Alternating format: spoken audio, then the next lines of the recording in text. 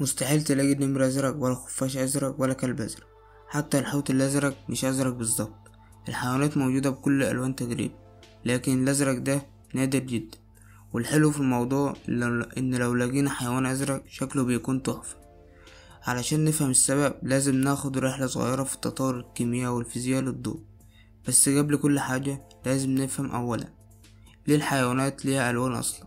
وعلشان نفهم ده هنبص على الفراشات، لأن الفراشات تحفة، ولو مش شاف كده تبقى غلطان.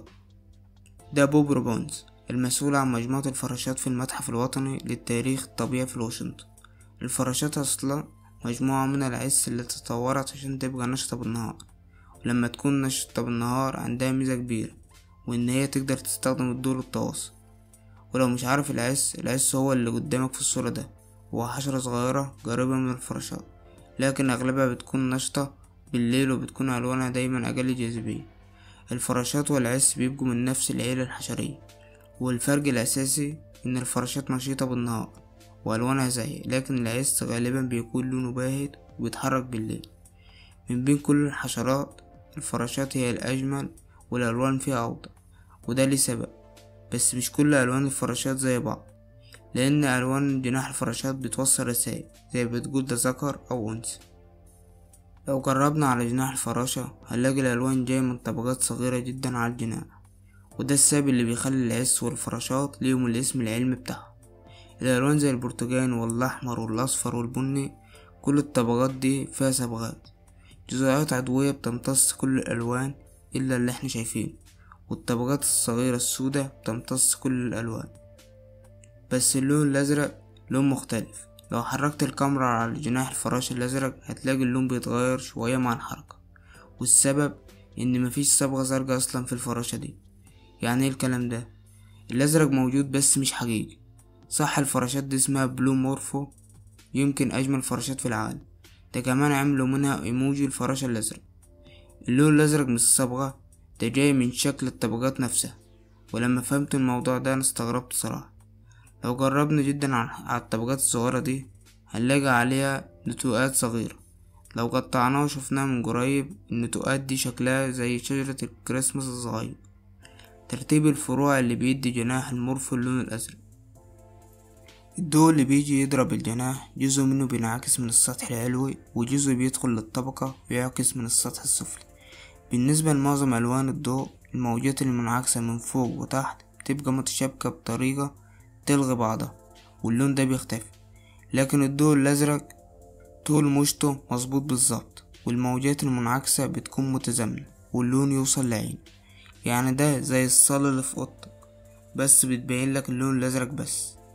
كمان في صبغة صغيرة في القاعدة بتمتص أي ضوء أحمر أو أخضر عشان الأزرق يبقى نفس نقي أكتر.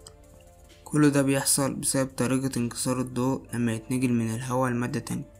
ولو حطيت حاجة مكان الهواء زي الكحول اللون الأزرق بيختفي، لما الكحول يتبخر اللون بيرجع تاني. وطبعا الفراشات دي عايشة في الغابات المطيرة، يعني هتخسر اللون لو اتبل. لكن الحراشف الصغيرة دي مصنوعة من مادة بتقاوم المياه طبيعية. والطائر الأزرق ده لو بصيت من خلال الريش اللون بيختفي، مفيش صبغة زرقاء، كل شعرة فيها جزيئات صغيرة وبتعكس الضوء، واللون الأزرق الوحيد اللي بيوصل لعين. دي للطاووس برضو اللون الأزرق من شكل الريش مش صبغة، بس هنا التركيب أكتر ترتيب، فبتلمع من زوايا معينة.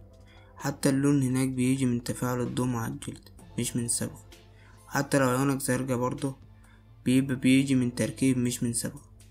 أغلب الكائنات الزرقاء اللون بيتعامل بالتركيب المجهري، كل نوع مختلف شوية. مفيش أي حيوان لا طير ولا ثدي ولا زواحف بيعمل صبغة زرقاء على جسمه، في استثناء حيوان واحد بس معروف اسمه فراشة اسمها أولفي وينج، قدرت تعمل صبغة زرقاء حقيقية قليلة ومش معروف عنها كتير.